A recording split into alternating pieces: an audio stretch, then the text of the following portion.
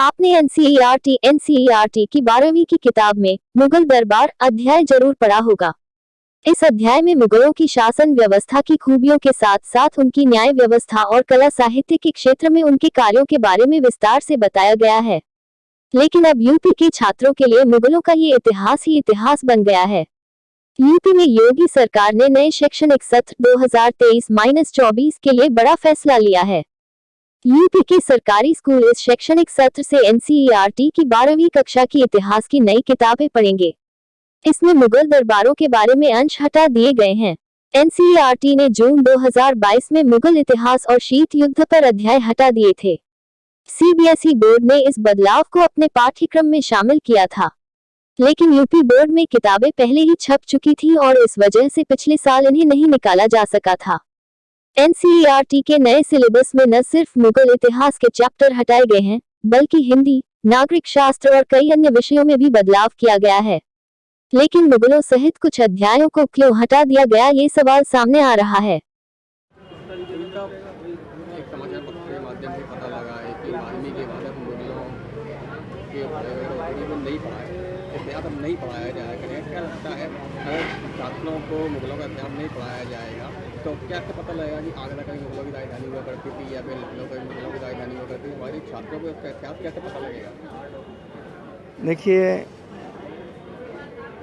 जैसा मीडिया के माध्यम से अभी पता चल रहा है कि इतिहास से छेड़छाड़ की जा रही है।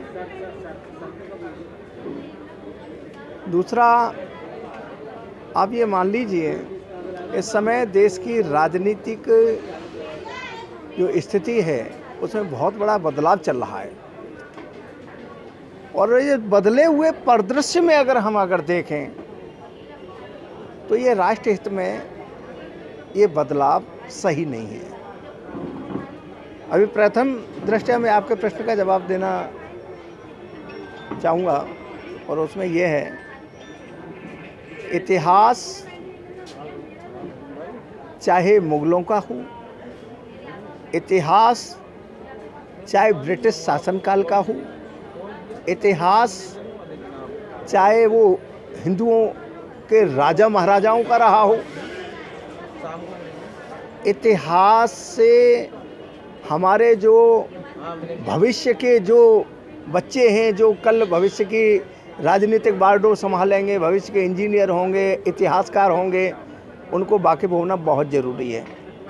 इसे किसी भी द्वेष भावना के तहत या किसी भी तरीके से इसमें बदलाव नहीं होना चाहिए। मैं ये ज़रूर कहूँगा, बदलाव की जगह आपको इसमें एडिशनल होना चाहिए।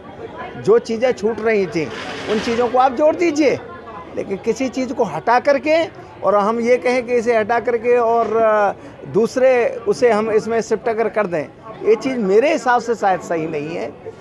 इस लिहाज से जो भी हमें करना था, अगर हिंदुओं के राजाओं की अगर कोई शैली थी वो अगर छूट रही थी या ब्रिटिश शासनकाल की कोई वो चीज़ अगर रह गई थी, उसे आप एडिशनल उसमें लेकर के आइए। भाई, अमेरिका के आधिपत्य की राजनीति को आपको हटा देना, 10वीं 11वीं के जो पाठ्यक्रम हैं उनमें 16वीं 17वीं शताब्दी के उसे बिल्कुल हटा देना। आप एक बात बताइए, अगर हम आगरा की अगर बात करें, ताजमहल को मुगलों ने अगर बनवाया था तो भाई बनवाया था, हम कैसे कहते कि इसे जो है मुगलों ने न बना करके इसे हिंदुओं ने बनवाया था, ऐसा तो नहीं कह सकते। तो हम इस राजनीति में हमें ये चीज़ें नहीं करनी चाहिए। सरकार से आपके मार्फत में पुनः मांग करूँगा, इतिहास से किसी प्रकार छेड़छाड़ न की जाए।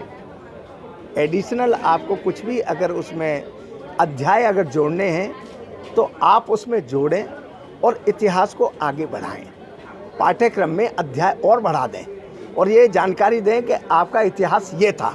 लेकिन ऐसा नहीं है। ऐसा करने से हम जो हमारा इतिहास है, चाहे वो मुग़ल कालीन इतिहास हो, चाहे वो ब्रिटिश कालीन इतिहास हो, हम उस इतिहास को खो देंगे और हमारे बच्चे उन चीज़ों से महरूम रह जाएंगे। दरअसल ये गलतियों को सुधारने और देश में स्कूली किताबों में पढ़ाए जाने वाले इतिहास में नए तथ्यों को जोड़ने के लिए किया गया है। इसको लेकर केंद्र सरकार ने राज्यसभा सांसद विनय सहस्रबुद्धे की अध्यक्षता में एक संसदीय समिति का गठन किया था। इस कमेटी ने 30 नवंबर 2021 को भारत सरकार को सौंपी अपनी रिपोर्ट में इतिहास की किताबों से गलत तथ्यों को हटाकर भारत के असली नायकों का इतिहास किताबों में पढ़ाने की सिफारिश की थी। कमेटी ने इन अध्यायों को आज के दौर के मुताबिक असंगत पाया था और इन्हें हटाने की सिफारिश की थी। इसके बाद सीबीएसई ने 23 अप्रैल 2022 को एनसीईआरटी का नया संशोधित सिलेबस जारी किया और उसे लागू भी कर दिया और अब इस बदले हुए सिलेबस को यूपी बोर्ड में भी लागू कर दिया गया है। यानी यह कहना कि यूपी सरकार ने अचानक इन अध्यायों को किताबों से हटा दिया सही नहीं है। एनसीईआरटी के फैसले के बाद ही ये कदम उठाया गया है। तो हाल ही में अभी एक समाचार पत्रों के माध्यम से ये पता लगा है कि जो छात्र हैं उनको मुगलों का इतिहास नहीं पढ़ाया जाएगा। क्या मानना है कि अगर जो छात्र हैं उनको मुगलों का इतिहास नहीं पढ़ाया जाएगा तो कैसे पता लगेगा कि आगरा हमारी मुगलों की राजधानी हुआ करती थी या लखनऊ हमारी मुगलों की राजधानी हुआ करती थी या अंग्रेजों ने राज किया, राजा महाराजाओं ने राज किया, कैसे पता लगेगा? इस संबंध में जो सरकार कर रही है वो गलत है, क्योंकि जब तक हमको मुगलों के बारे में जानकारी नहीं होगी तो हम कैसे समझ पाएंगे कि हमारे राजा और मुगलों के बीच किस तरह का संघर्ष हुआ था और हमारे यहाँ जो आज़ादी छीनी गई थी वो किस तरह छीनी गई थी, उनके द्वारा ही ब्रिटिश शासन किस तरह से आया। तो ये बहुत ज़रूरी है कि मुगलों का इतिहास जानना कंपलसरी है। उसी के आधार पर हमको पता चलेगा कि मुगलों की सांठगांठ, राजाओं की सांठगांठ और ब्रिटिश सरकार की सांठगांठ से ही हमारा देश गुलाम हुआ था, जिसको छुड़ाने के लिए जो वर्तमान में जितने भी नेता हुए जिन्होंने देश को आज़ादी में भागीदारी निभाई है तो उन्होंने किस तरह से संघर्ष किया था, तो ये जानकारी बहुत ज़रूरी है। उसी के द्वारा ही हमारा जो आने वाला भविष्य है, जो आने वाली पीढ़ी है, वो कैसे समझ पाएगी कि हमारे देश पर किन किनों ने किस किस गद्दारी से शासन किया था। तो ये बहुत ज़रूरी है। अगर इतिहास हमारा दबा दिया जाता है, आने वाले भविष्य को उसके बारे में नहीं पता लगेगा तो कहीं ना कहीं ऐसा नहीं मानना है कि आने वाले समय में कहीं ब्रिटिश राज फिर ना हावी हो जाए? नहीं, ये वैसे तो वर्तमान में ये हो ही रहा है। सरकार विदेशी लोगों को निमंत्रण दे देकर इंडिया में बुला रही है और उनसे हर जगह भागीदारी उनकी ले रही है। कई बार देखें कि मोबाइलों पे देखें आप कि मोबाइल पर चीन के ऐप आ रहे हैं, चाइना के ऐप आ रहे हैं, इन लोगों के ऐप आ रहे हैं। तो ये क्यों आ रहे हैं? जब हमारी सरकार ने उनको परमिशन दी है तभी आती है। इन पे बैन लगाना चाहिए। बाहर की विदेशी कंपनी आ रही हैं, वो मॉल बना रही हैं और कहती हैं कि आप सस्ते से सस्ता माल खरीदिए। जब विदेशी कंपनी हमको सस्ते में माल देंगी तो इंडिया वाले का माल कौन खरीदेगा? क्योंकि इंडिया में मेहनत से अपने कुटीर उद्योग के द्वारा ही उस चीज़ का निर्माण करते हैं, वो महंगा पड़ता है। उसी माल को विदेशी कंपनी आकर देगी तो सस्ता पड़ेगा वो। तो इंडिया वालों के लिए फिर कितनी परेशानियों का सामना करना पड़ेगा उन कुटीर उद्योगों के लिए। तो ये भी गलत है कि इंडिया में जो विदेशी कंपनी आ रही हैं वो भी गलत है। 12 की राजनीति विज्ञान की पाठ्य पुस्तक में गुजरात दंगे विषय पर पृष्ठों को हटा दिया गया है और इसकी जगह भारतीय राजनीति में हालिया विकास शीर्षक वाले अध्याय लाया गया है। 2002 की हिंसा पर राष्ट्रीय मानवाधिकार आयोग की रिपोर्ट का जिक्र और तत्कालीन प्रधानमंत्री अटल बिहारी वाजपेयी द्वारा राजधर्म टिप्पणी को भी किताब से हटा दिया गया है। मीडिया के माध्यम से भी ये पता लगा है कि सरकार द्वारा पादमी के बाद मुगलों की जो इतिहास है उसकी पढ़ाई अब बिल्कुल ही हटा दी जाएगी, पढ़ाई नहीं जाएगी। अगर ये मुगलों का इतिहास बिल्कुल हटा देंगे तो कैसे पता लगेगा कि हमारा जो आगरा था कहीं मुगलों की राजधानी हुआ करता था या अंग्रेजों ने यहाँ शासन किया, लखनऊ का मुगलों की राजधानी हुआ करता था? क्या मानना है अगर इतिहास हमारा हट गया तो कहीं ना कहीं आने वाले समय में ब्रिटिश राज ना हो जाए?